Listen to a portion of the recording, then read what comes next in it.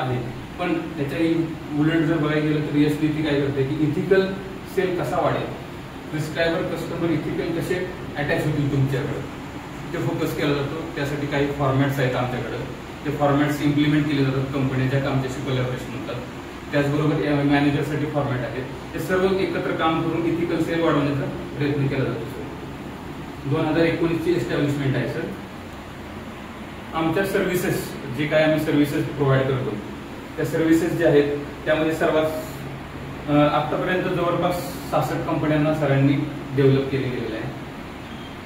Cells आणि मार्केटिंगचा अभ्यास करून सिस्टीम आणि स्ट्रॅटेजी लावून. सर त्याचबरोबर जी काय आमची डेडिकेटेड कोच टीम आहे त्या थ्रू सर आम्ही IPO हा प्रोग्राम बनवलेला आहे. जो हा प्रोग्राम आहे तो आयडियल फार्मा ऑर्गनायझेशन म्हणून आहे.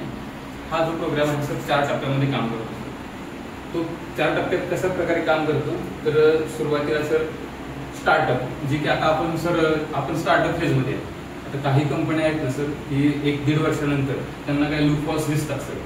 त्यानंतर ते येतात की नाही आम्हाला हा इश्यू येतोय, माझ्या टीमचा इश्यू येतोय, मला मॅनेजरचा इश्यू येतोय, माझा ऑफिस मॅनेजर आणि MR हे तिघं एकत्र आहे, प्रॉब्लेम करायला लागेल मला, त्यांना येतो. तर ही जी आहे स्टार्टअप ही फेज आहे. ही स्टार्ट करताना तुम्हाला तुमचे प्रोडक्ट कुठले असले पाहिजे, तुमच्या कंपनीचं नाव काय असलं पाहिजे, PMR करताना कोणते प्रोडक्ट केले पाहिजे, तुमचा ब्रँड प्रोडक्ट कुठला असला पाहिजे, तुमचे कस्टमर कोणते असले पाहिजे, तुमचा प्रोडक्ट कुठला म्हणजे स्पेशालिटी कुठली असली पाहिजे. या सर्व गोष्टीसाठी स्टार्टअपमध्ये ह्या आम्ही ज्या गोष्टी आहेत त्या डिलिव्हर करायचा प्रयत्न केला जातो आमच्याकडून.